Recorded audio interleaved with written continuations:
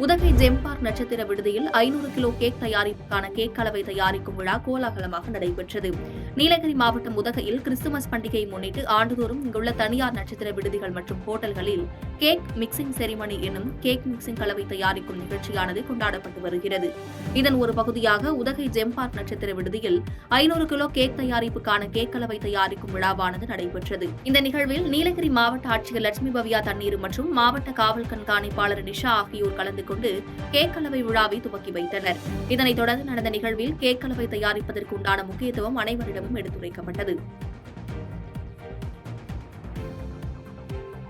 பாதகம் செய்பவரை கண்டால் நாம் பயங்கொள்ளலாகாது பாப்பா, மோதி மிதித்து விடு பாப்பா, அவர் முகத்தில் உமிழ்ந்து விடு பாப்பா.